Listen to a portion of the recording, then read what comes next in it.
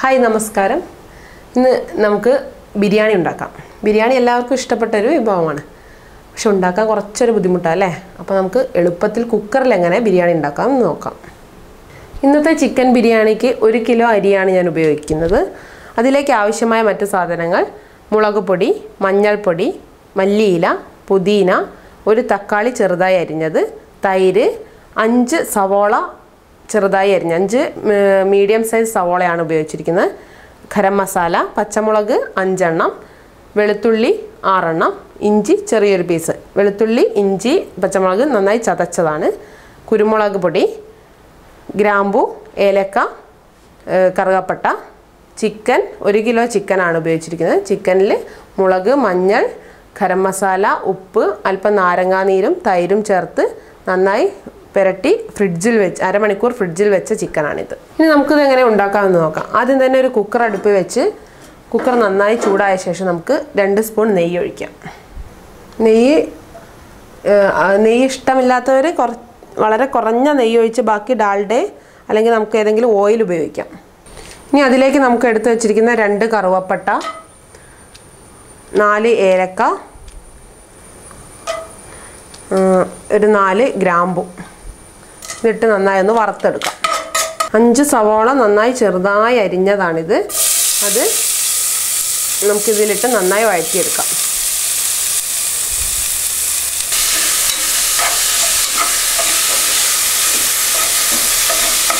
സവോള നമുക്കൊരു മീഡിയം ഫ്ലെയിമിലിട്ട് ഇടയ്ക്കൊന്ന് ഇളക്കി കൊടുക്കാം. നല്ല ബ്രൗൺ നിറമാവണം അതുവരെ. അപ്പോഴേക്കും നമുക്ക് നമ്മൾ കുഴച്ച് വെച്ചിരിക്കുന്ന ചിക്കൻ ഒന്ന് ഫ്രൈ ചെയ്തെടുക്കാം. ചിക്കൻ ഫ്രൈ ചെയ്യുന്നതിന് മുൻപ് നമുക്കതിലേക്ക് നമ്മുടെ സവാള ഒന്ന് പൊരിച്ചെടുക്കാം. ആദ്യം കുറച്ച് ഓയിൽ ഒഴിക്കുക. ഓയിൽ ഒഴിച്ച ശേഷം നമുക്ക് അതിലേക്ക് അണ്ടിപ്പരിപ്പ്, മുന്തിരി എന്നിവ ഇട്ടൊന്ന് വറുത്തെടുക്കാം. അണ്ടിപ്പരിപ്പ്, മുന്തിരി നമ്മൾ വറുത്ത് കോരി വെച്ചു. ഇനി നമുക്ക് അതേ ഓയിലിലേക്ക് തന്നെ നമ്മൾ നേരത്തെ മാറ്റി വെച്ചിരിക്കുന്ന സവോള നന്നായി പൊരിച്ചെടുക്കാം.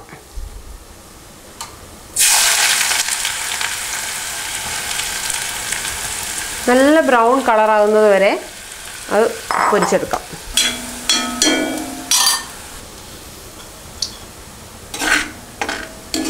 സവാള നല്ല ബ്രൗൺ നിറമായി നമ്മൾ കോരി എടുത്തിട്ടുണ്ട്.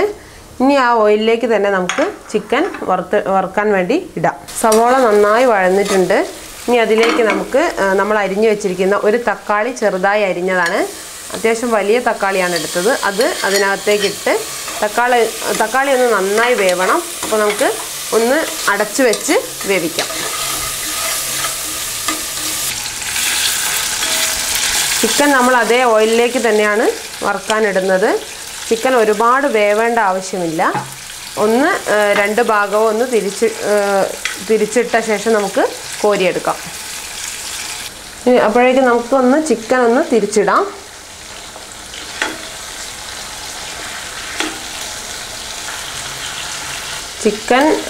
ചിക്കൻ ഇതുപോലെ വറുത്തെടുക്കണമെന്ന് നിർബന്ധമൊന്നുമില്ല. അല്ലാതെ നമുക്ക് ഡയറക്റ്റായിട്ട് ചിക്കൻ ഈ മസാലയിലേക്ക് ഇട്ട് വേവിച്ചെടുക്കാം. പക്ഷേ വറുത്തെടുക്കുന്ന സമയത്ത് നമുക്ക് അതിനുള്ളിലേക്ക് നന്നായിട്ട് മസാല ഉപ്പെല്ലാം നന്നായിട്ട് പിടിക്കും. അതിന് വേണ്ടിയിട്ടാണ് ഒന്ന് ഫ്രൈ ചെയ്യുന്നത്. നമ്മുടെ തക്കാളി നന്നായി വെന്തിട്ടുണ്ട്. തക്കാളി സവോളയുടെ കൂടെ നന്നായി ഉടഞ്ഞ് ചേർന്നിട്ടുണ്ട്. ഇനി അതിലേക്ക് നമുക്ക് നമ്മളുടെ മസാലകളെല്ലാം ചേർക്കാം. മസാല ചേർക്കുന്നതിന് മുൻപ് നമുക്ക് പച്ചമുളക്, ചതച്ച് വെച്ചിരിക്കുന്ന പച്ചമുളക്, ഇഞ്ചി, വെളുത്തുള്ളി ഇവയിട്ട് ഒന്ന് വഴറ്റിയെടുക്കാം. ഇത് വഴറ്റിയെടുക്കുന്ന സമയത്ത് നമുക്ക് നന്നായി ഡ്രൈ ആയി തോന്നുകയാണെങ്കിൽ നമുക്ക് അല്പം ഡാൽഡയോ അല്ലെങ്കിൽ ഓയിലോ നമുക്ക് ചേർത്ത് കൊടുക്കാം. എന്നിട്ട് മീഡിയം ഫ്ലെയിമിലിട്ട് ഇളക്കി കൊടുക്കുക. ഇനി അതിലേക്ക് നമ്മൾ അരിഞ്ഞു വെച്ചിരിക്കുന്ന പുതിന, മല്ലിയില ഇവ ചേർക്കാം.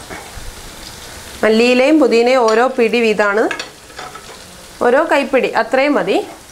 ഇട്ട ശേഷം ഒന്ന് നന്നായി ഇളക്കി കൊടുക്കുക.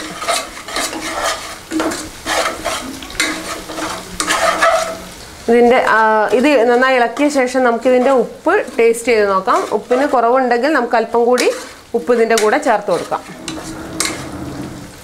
അപ്പോൾ ഇതിലേക്ക് നമ്മൾ ചേർത്തത് സവോള, തക്കാളി, പച്ചമുളക്, വെളുത്തുള്ളി, ഇഞ്ചി ചതച്ചത്, മല്ലിയില, പുതിന ഇതെല്ലാം കൂടെ നന്നായി ഒന്ന് മിക്സ് ആയിട്ടുണ്ട്. ഇനി അതിലേക്ക് നമുക്ക് പൊടികൾ ചേർക്കാം. ഒരു 1/4 ടീസ്പൂൺ മഞ്ഞൾപ്പൊടി, 1 ടീസ്പൂൺ നല്ല മുളക് പൊടി,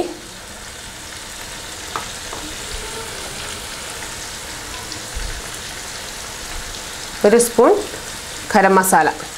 വേറെ ബിരിയാണി മസാല ചേർക്കാത്തതുകൊണ്ട് നമ്മൾ 1 സ്പൂൺ നിറച്ച് ഗരം മസാല ചേർക്കേണ്ടതാണ്. എന്നിട്ട് നന്നായി ഇളക്കി കൊടുക്കുക. ഒരല്പം കുരുമുളക് പൊടി കൂടെ നമുക്ക് ചേർക്കാം.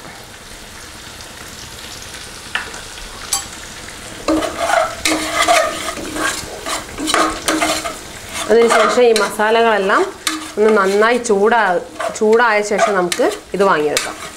മസാല നന്നായി എണ്ണ മാറി വരുന്നുണ്ട്. ഇനി അതിലേക്ക് നമ്മൾ ഫ്രൈ ചെയ്ത് വെച്ചിരിക്കുന്ന ചിക്കൻ ഇടാം.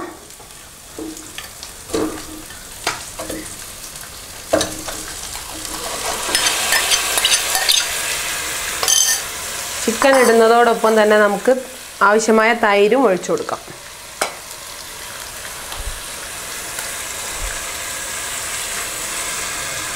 ഒരു 2 സ്പൂൺ തൈര് ഒഴിച്ചിട്ടുണ്ട്. ഇനി നന്നായി ഇളക്കി കൊടുക്കുക. നന്നായി ഒന്ന് ഇളക്കിയ ശേഷം നമുക്കിതൊന്ന് ഒരു 5 മിനിറ്റ് നമുക്ക് അടച്ച് വെച്ച് വേവിക്കാം. വെയിറ്റ് ഇടാതെ നമുക്ക് കുക്കറൊന്ന് അടച്ച് വെച്ച് വേവിക്കാം. ഇനി നമുക്ക് തുറന്ന് നോക്കാം.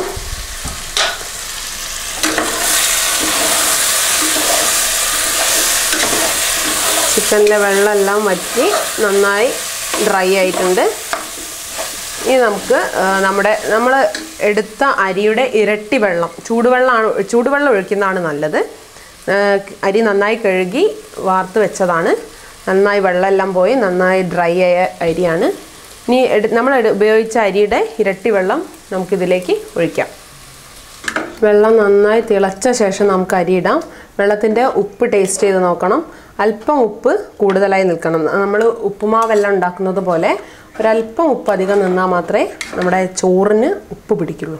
വെള്ളം നന്നായി തിളച്ചിട്ടുണ്ട്. ഇനി അതിലേക്ക് നമുക്ക് അല്പം നമ്മൾ വറുത്ത് വെച്ചിരിക്കുന്ന സവോളയും അണ്ടിപ്പരിപ്പും മുന്തിരി അല്പം നമുക്കിതിൽ ചേർക്കാം.